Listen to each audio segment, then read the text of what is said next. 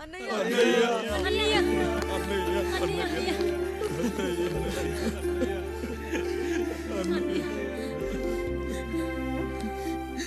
చాలా భయం వేసిందనయ్యా. ఇప్పుడు మమ్మల్ని వదిలి వెళ్ళకన్నయ్యా. రాత్రే కదరా మనం అందరం కలిసి పడుకున్నాం. ఎప్పుడో రాత్రి చూసామన్నయ్యా. నిన్ను చూడకుండా ఒక్క అరగంట కూడా ఉండలేకపోతున్నా. నిన్ను చూసి చాలా రోజులైనట్టుంది అన్నయ్య. రాత్రంతా ఎక్కడికి వెళ్ళావన్నయ్యా?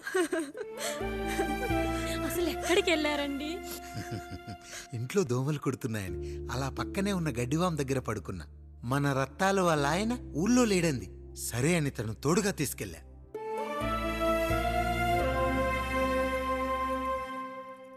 మీ సావుకటే మీ కుటుంబాన్ని నుంచి మిమ్మల్ని విడదీయాలయ్యా.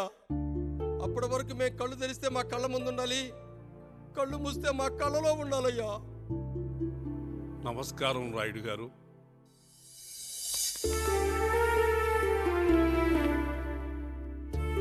నమస్తే. ఏం జడ్జి గారు ఎప్పుడొచ్చారు? ఇప్పుడే. రాయుడు గారు, మీ కుటుంబం గురించి వినడమే గాని ఇప్పుడే చూస్తున్నాను. ఒక్కసారి మీ కుటుంబ సభ్యుల్ని నాకు పరిచయం చేయండి రాయుడు గారు. వాళ్ళు నా తమ్ముళ్ళు. నమస్కారం. మొత్తం ముగ్గురా? కాదు, నలుగురు. వాడు వేరే షూట్లో ఉన్నాడు. వీళ్ళు నా చెల్లెళ్ళు. నమస్కారం తల్లి. వీళ్ళు నా భార్యలు. నమస్కారం అమ్మా. వీళ్ళు నా బంధువులు.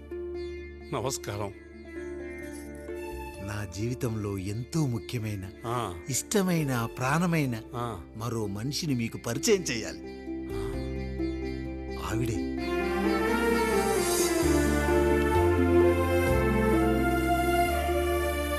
నమస్తే తల్లి. ఆవిడ మా పని మనిషి. ఆ? తను వాళ్ళ అమ్మాయి. నాకు కూతురు లాంటిదే. ఆహా.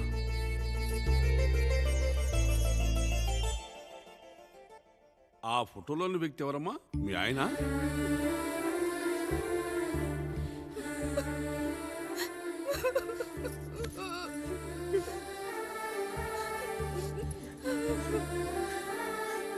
చనిపోయారా? అయ్యో లేదండి. ఎక్కడ పడితే అక్కడ, ఏది పడితే అది వాగుతున్నాడని పోలీసులు నగర బహిష్కరణ చేశారండి. మళ్ళా ఎప్పుడొస్తాడు? నెక్స్ట్ సీన్కి వచ్చేస్తాడండి. ఈ అనుబంధాలు, ఆప్యాయతలు చూసిన తర్వాత నాకు ఒక కోరిక కలుగుతుంది రాయుడు గారు.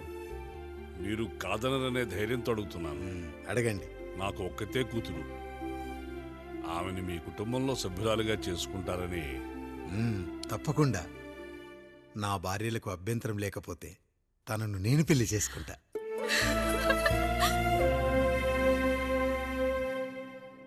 అయ్యో, మీరు పొరపాటుగా అర్థం చేసుకున్నారు.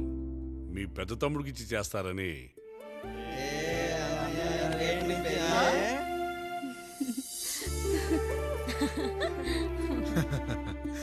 తప్పకుండా తప్పకుండా ఒక మంచి రోజు చూసుకొని మీ ఇంటికి అమ్మాయిని చూసుకోవడానికి వస్తాం. ధన్యుణ్ణి రాయుడు గారు, ధన్యుణ్ణి. రండి రండి రాయుడు గారు.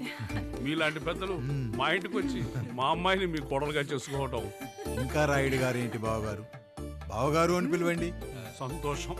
రండమ్మా. త్వరగా అమ్మాయిని పిలిపించండి. మా వాడు అసలే ఆగలేకపోతున్నాడు. మా వాడు చిన్నప్పటి నుంచి అంతేనండి. కక్కొచ్చినా ఏమొచ్చినా ఆపుకోలేడు. త్వరగా మీ అమ్మాయిని పిలిపిస్తే ఆ కళ్యాణం ఏదో చేసేద్దాం. అమ్మా జయమాలిని, అమ్మాయిని చూసురా.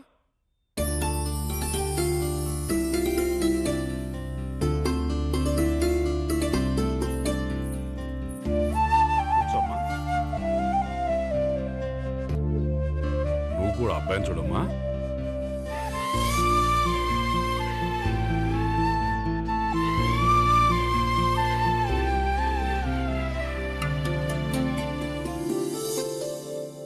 మా అమ్మాయి అని చెప్పుకోవడం కాదు కానీ అసలు ఈ కాలపిల్ల కాదు బావగారు.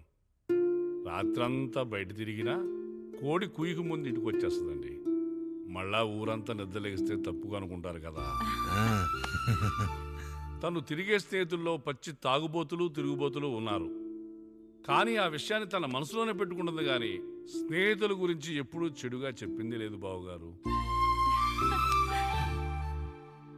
దీని చిన్నప్పుడే నా భార్య కారు డ్రైవర్తో కలిసి పక్క సందులోనే కూరగాయల మార్కెట్కి వెళ్ళి తప్పిపోయారు. అప్పటి నుంచి ఎంత వెతికించినా మా డ్రైవరు కనపడలేదు, నా భార్య దొరకలేదు.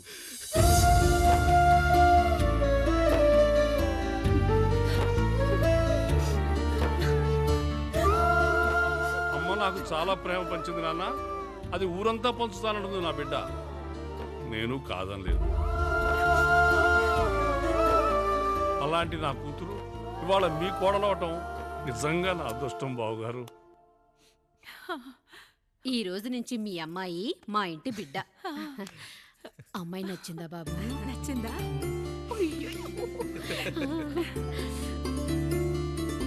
వాడికేం తెలుసు అన్నయ్య గారు, చిన్న పిల్లాడు. ఆ.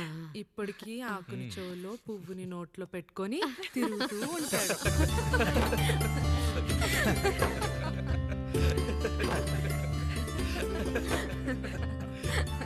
ఇంకంత శుభం అన్నమాట. ఇక తాంబూలవి మార్చుకుందాం. ఒక నిమిషం ఆగి, నేను చెప్పేది నువ్వే. ఒకసారి నా మాట విను. నేను చెప్పేది నేను ఒక్క క్షణం కూడా ఉండను. ప్లీజ్. అమ్మా శారదా, పెద్దవాళ్ళు వచ్చారమ్మా, మనల్ని చూస్తున్నారు. అమ్మాయికి పెళ్లి చూపురమ్మా. ఈ టైంలో నువ్వు ఇలా అలర్ట్ చేస్తే దాని జీవితం నాశనం అవుతుంది తల్లి. లోపలికి వెళ్ళు, తాత మాట్లాడదాం.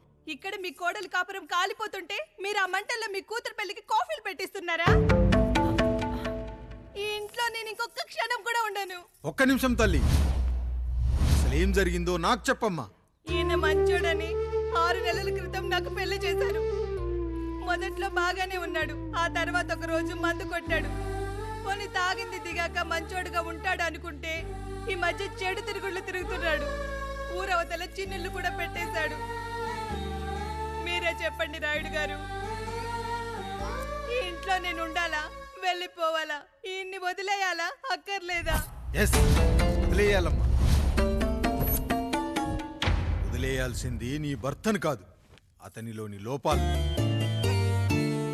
ఆశ్చర్యపోతున్నావు కదూ? ఒక మగాడి బాధ సాటి మగాడిగా నేను చెప్తానమ్మా. ఆడదాని ప్రేమ వెలిగించిన అగరొత్తి లాంటిది. ఒకడు వెలిగించగానే కొన్ని గంటల్లో బూడిదైపోతుంది. కానీ మగాడి ప్రేమ దీపం లాంటిది. తను కాలుతూ కూడా నలుగురిని వెలిగించుకుంటాడు. ఆ వెలుగులో ఆనందాన్ని వెతుక్కుంటాడు. చూడమ్మా శారద, నువ్వు కాకిలోని నలుపును చూస్తున్నావు, నేను దాని రెట్టలో తెలుపును చూస్తున్నాను. మొగడు మందు కొట్టొస్తే నిన్ను కొట్టలేదని సంతోషపడాలి గాని బాధపడకూడదమ్మా. ఇక చిన్నిల్లు సంగతి అంటావా? రుచిగా ఉందని లొట్టలేసుకుంటూ సగం తిన్న బిర్యానీలో కుక్క మూతి పెట్టిందని తెలిసాక దాన్ని పారేసుకుని ఆకలిని చంపుకోవడం కంటే నాకింది మనింటి కుక్కే కదా అని దాని మూతిపళ్ళు రాలగొట్టి ఇంట్లో కట్టేయాలి. నీ భర్త కూడా అలాంటి కుక్కలాంటి వాడేనమ్మా.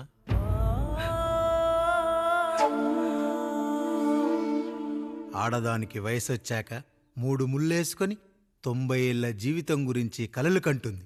అదే మగాడు 3 ముక్కలాడి 90 ml మందేయాలని కలలు కంటాడు. హౌస్లోనికి హౌస్ కీపింగ్కి తేడా తెలియని అమాయకపు జాతమ్మా మా మగజాతి. పండగ పూట తినే పాయసం రుచి గురించి మీకు తెలిసి ఉండొచ్చు. కానీ గరళం కంటే చేదుగా ఉన్న బ్రాందీని కక్కలేక మింగలేక తాగే ఆ బాధ ఒక్క మగాళ్లకు మాత్రమే తెలుస్తుంది. కష్టాల్లో ఓదార్చిన మందును సుఖాల్లో మర్చిపోకూడదని తాగడమే కాని మాకు మాత్రం తాగాలని ఆశుంటుందా తల్లి? చివరిగా ఒక్క మాట, కష్టాలు పొంగల్లో మిరియాల్లా మనకే వస్తాయి, కానీ సంతోషాలు ఉప్మాలో జీడిపప్పులా పక్కనోడుతో ఉంటాయి. ఎదుటివాడి ఉప్మాలో కూడా పనికిరాని కరివేపాకుంటుందని సర్దుకుపోవడమే జీవితమమ్మా. రాయుడు గారు, నన్ను క్షమించండి. రాయుడు గారు, నన్ను క్షమించండి. నా తప్పు నేను తెలుసుకున్నాను. ఈ రోజు నా 2 బిడ్డల జీవితాన్ని కాపాడారు రాయుడు గారు. ఈ శుభ కార్యక్రమాన్ని కూడా మీరే జరిపించండి. తప్పకుండా.